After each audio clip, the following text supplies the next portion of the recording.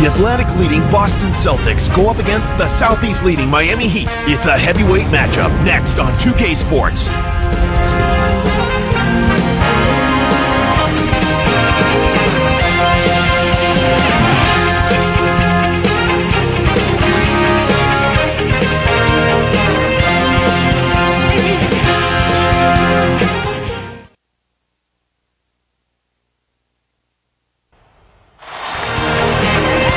And 2K Sports welcomes you to the NBA. Kevin Harlan here with Clark Kellogg. Glad to have you on board. We've got the Boston Celtics and the Miami Heat. Brought to you by T-Mobile, the starting lineup for Doc Rivers and Eric Spoelstra. And back in action is Paul Pierce. They are more than happy he's suited up and ready to play. Kevin, he's only going to be out a short time. You know, he got hurt in the last game. He's not available currently, but they expect him back soon. And now it's time for the Sprite ice-cold keys to the game. Clark, let's take a look at the Celtics. What will be the key for them? Zdrunas Ilgauskas is a guy you can't leave alone. The #1 shot blocker in the league. You can't just drive in there and think you're going to get it over top of him. You've got to be creative. You've got to get your body into him. You've got to have your floater ready. And at times, you may need to settle for that mid-range jumper. Clark, how about this Miami team? What's the key for them? Kevin, you know they've got to look out for Rajon Rondo. He's a creative passer whose court vision allows him to see plays that others don't. I call that seeing a frame ahead. So defensively, they can't lose track of anybody. See the ball and see your man. If someone slips free, he'll find him. Well, looks like a good matchup. Thanks, Clark. Here's Bosch. Allen with the rebound. And here's Boston. This is the second time they've matched up against Miami. You know, we watched what they did, or rather did not do. I mean, the flimsy Swiss cheese defense can't be expected to hold up. You got to show more moxie and resistance than that. It's off his foot, and it's whistled a kick.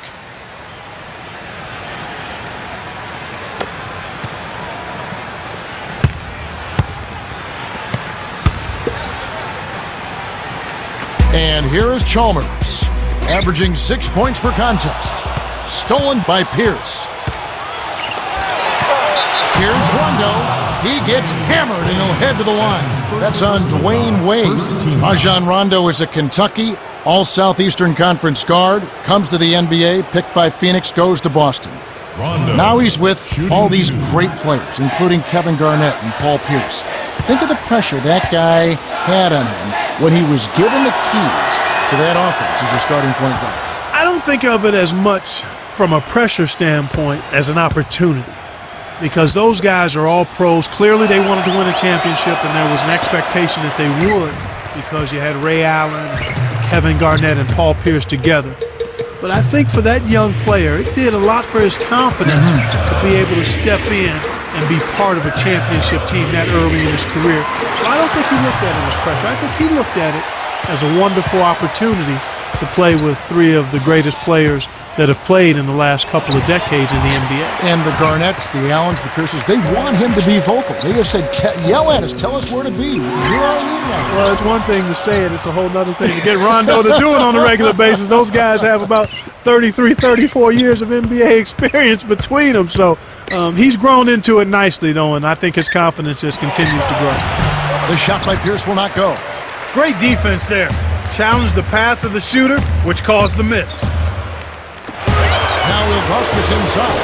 LeBron knocks it down from 19 feet. Just put the ball in his hands, Kevin, and watch him go to work. He's going to make something good happen.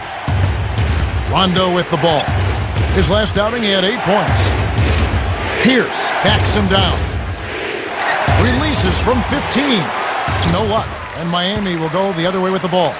They're coming into this game off that recent loss to Atlanta. Well, I think they squandered a lot of... I love his tenacity and aggressiveness on offense. He's lightning quick and loves to take it to the rim. Rondo with the ball, averaging 9 points per contest.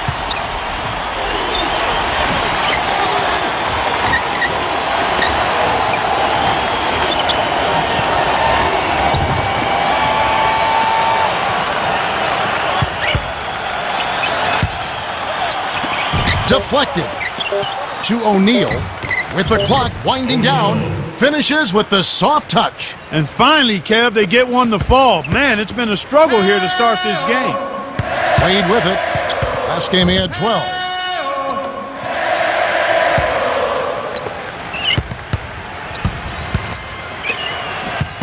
Here's Bosch.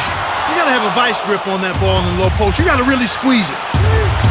And it goes out of bounds. Last touch by the Heat. Let's take a moment now to check out the top scorers around the league. Well, you look at LeBron James. Third in the league, he typically dominates out there. He can seemingly score at will. With his unbelievable scoring ability, he is such a security blanket, not only for his teammates, but for his coaches. I mean, this is a guy that you can count on to produce night in and night out at a high level because there's just not anything he can't do at the offensive end of the floor. That really makes the coach's job a lot easier. Just give him the ball and let him do his thing. Tough break there, Kev. He found an opening on the floor and got a nice clear look. Just didn't convert. A foul called, and he earns a trip to the line. Almost halfway through the season, let's check out the standings in the East. You look at the Celtics. Here in the middle of the season, they're in great shape, sitting atop the conference. And checking out Miami, a game behind. You know, they've not had any trouble with this team so far. They're undefeated against them in their prior meetings, so you would think that they've got tremendous confidence when they face it. I'll talk about where Paul Pierce places himself in the fabric of the Boston Celtics, that rich history. Yeah. Is he one of the 5 greatest Celtics ever?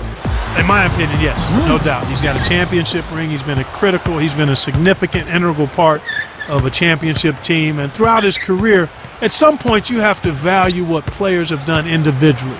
I know titles make a difference in evaluating players, but when a guy produces at the level that Paul Pierce has produced at, then he clearly has a place amongst the all-time greats, even in the storied history of the Boston Celtics when you look at his career numbers.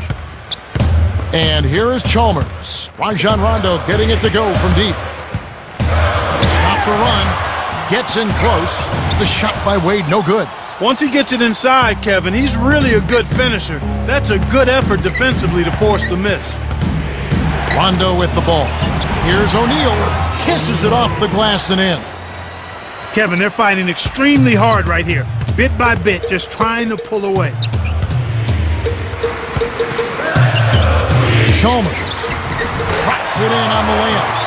That's the way to manufacture your shot against the taller defender. Solid effort. So the Celtics call timeout. They're first. This game coming on the heels of their win against Toronto. Kevin, it simply came down to bench production. I thought they brought baskets in at the right time. They helped out defensively. They gave them some good minutes at both ends of the floor. That's exactly what you expect and desire from your bench players. Both teams making some changes.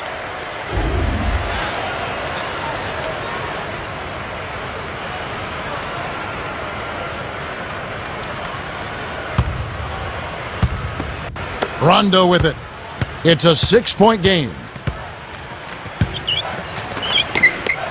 Here's Garnett. Rips it down with one hand.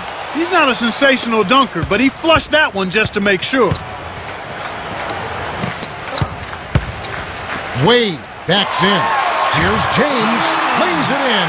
Sweet dime to lead into the rack. 6 points for him.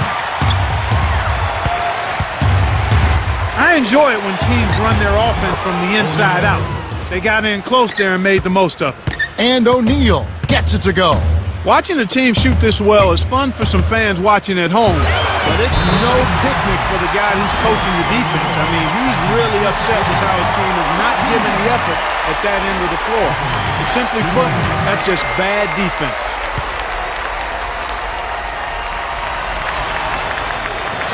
Good for the three-point play. Rondo with it. 2:55 left in the first quarter.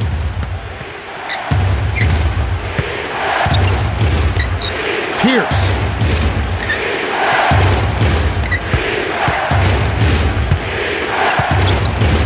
The handoff to Rondo.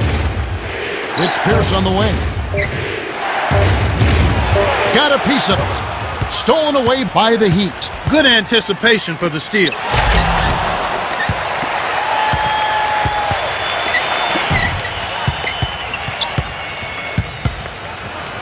Bosch, right wing. Nails it from the wing. That's simply what a superstar does. He can make the most difficult plays look silky smooth. Rondo with it, following the basket by Chris Bosh.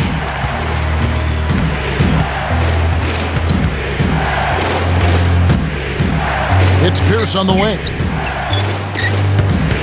To the elbow. To number one from short range. And it's Wade with the rebound. There wasn't enough defensive pressure to affect him that close to the rim. I think he just flat out missed it. Bosh with it. O'Neal's there. The Celtics with the lead.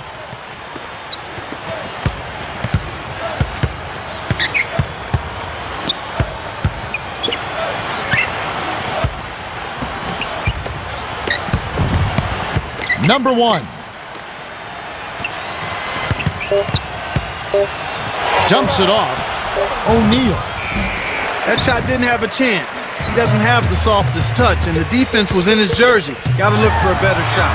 Nice shot by James. Rondo with it. 1:05 left in the first. Now a timeout called by Boston. Let's take a peek at the league's assist leaders. As you take a look at Rondo, one of the best passers in the NBA, always looking to get his teammates involved. Simply put, he is a superlative dime dropper. He wants to set his teammates up so they can score. As a matter of fact, he gets more enjoyment out of an assist than he does out of a basket for himself. That's the kind of leadership you like. A guy who wants to make other people look good by scoring the ball. They rule this one goaltending. Count the shot.